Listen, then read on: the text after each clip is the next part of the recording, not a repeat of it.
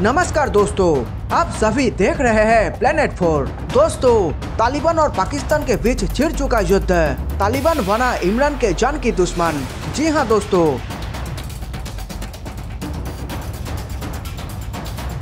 जिस तालिबान को बनाने में पाकिस्तान इतना पैसा खर्च किया, हर तरह की सहायता की, जिस तालिबान को वो भारत के खिलाफ इस्तेमाल करना चाहते थे, अब वे उन पर ही भारी पड़ गए हैं। तालिबान को लेकर पाकिस्तान जो उम्मीद लगाई बैठी थी, अब उस उम्मीद में पानी फिर गया है। और तालिबान का अफगानिस्तान को कब्जाने के बाद जिस तरह खुश हो रहे थे इमरान खान, अब वो गुरूर चकनाचूर हो गया है। दोस्तों, आपको जानकर हैरानी होगी कि तालिबानी आतंकी और पाकिस्तानी आर्मी के बीच भयंकर गोलीबारी हुई, जिसमें 2 पाकिस्तान के आर्मी मारे गए और 3 तालिबानी आतंकी भी ढेर हुआ है। ऐसे में पाकिस्तान का तो पूरे दिन ही चल रहा था, तो फिर भी उन्होंने तालिबान की मदद की, क्योंकि समय आने पर तालिबान पाकिस्तान का भी मदद करेगा भारत से कश्मीर को कब्जाने में। लेकिन अब तो देखा जा रहा है कि सब उल्टा पड़ गया, क्योंकि अब तालिबान भारत के साथ अच्छे संबंध बनाने पर विचार कर रहे हैं और भारत को अफगानिस्तान में अपने विकास कार्य को फिर से शुरू करने के लिए कहा है। और सबसे दिलचस्प बात यह है कि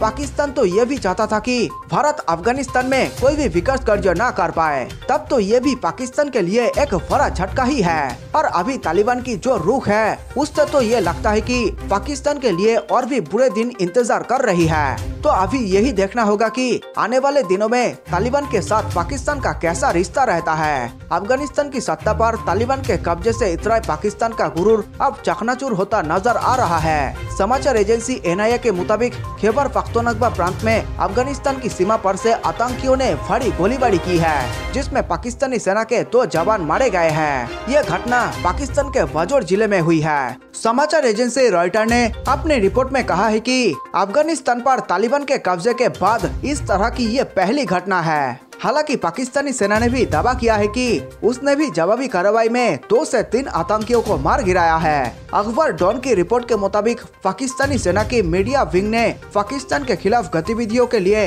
आतंकियों द्वारा अफगानिस्तान की धरती के इस्तेमाल की बात कहते हुए उसकी कड़ी निंदा की है। पाकिस्तानी सेना ने कहा है कि हम ये उम्मीद करते हैं कि अफगानिस्तान भविष्य में इस तरह की गतिविधियों का इजाजत नहीं देगा।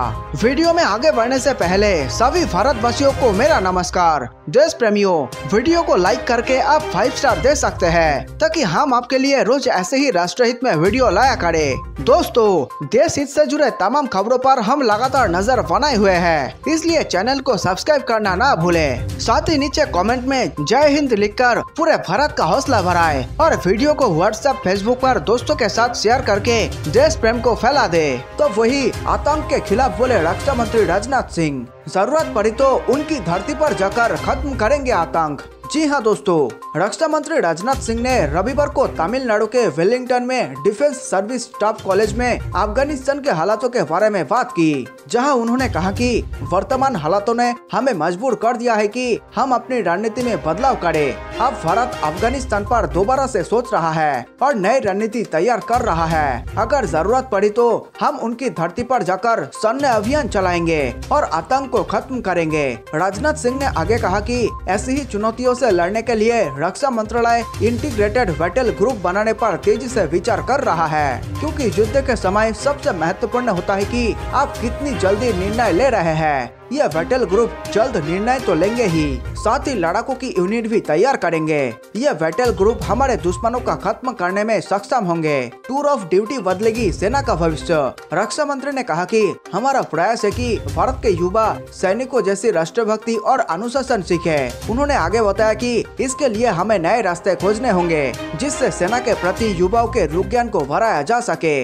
इसके लिए रक्षा मंत्रालय टूर ऑफ ड्यूटी पर गंभीरता से विचार कर रहा है। उन्होंने कहा कि मुझे भरोसा है कि यह निर्णय हमारे लिए गेम चेंजिंग साबित होगा और भारतीय सेना की औसत उम्र को भी कम कर देगा। रक्षा मंत्री राजनाथ सिंह ने पाकिस्तान पर हमला बोलते हुए कहा कि 2 लड़ाइयां हारने के बाद पाकिस्तान ने भारत के खिलाफ आतंक का सहारा लेना शुरू कर दिया।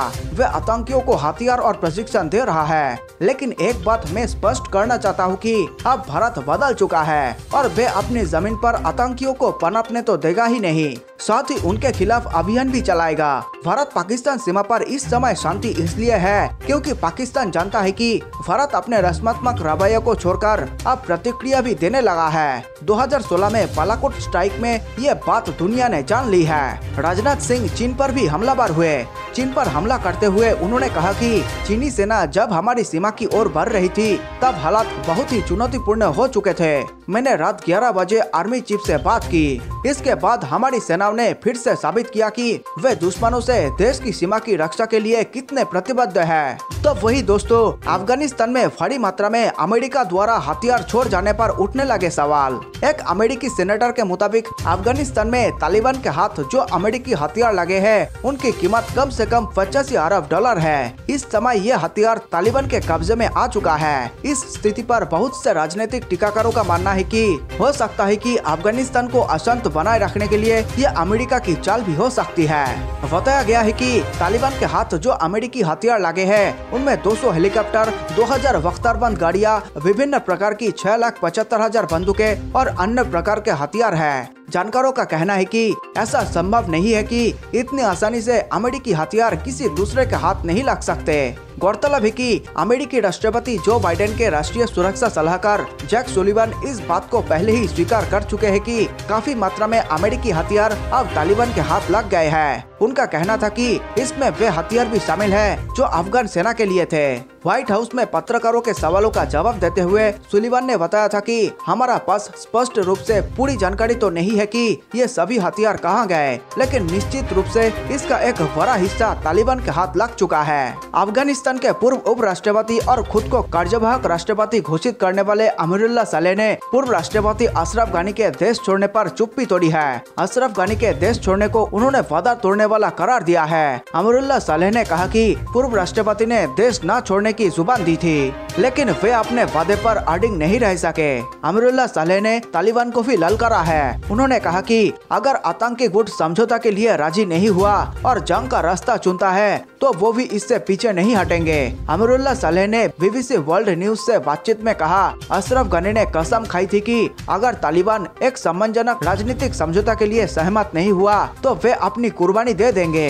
अमीरुल्लाह सालेह ने कहा कि तालिबान के अफगानिस्तान पर काबिज होने के बाद अशरफ गनी का देश छोड़कर भागना देश पर धब्बा है। अमीरुल्लाह सालेह ने कहा कि वे अफगानिस्तान से नहीं भागे क्योंकि वे अपमान और ऐतिहासिक क्षण का हिस्सा नहीं बनना चाहते थे जो कि उनके भागने से होता। एक न्यूज चैनल से बातचीत में अमीरुल्लाह सालेह ने यह भी बताया कि उन्हें मित्र देशों की तरह से अफगानिस्तान से निकलने के लिए चार्टर्ड प्लेन की पेशकश की गई, लेकिन उन्होंने इसे लेने से इनकार कर दिया।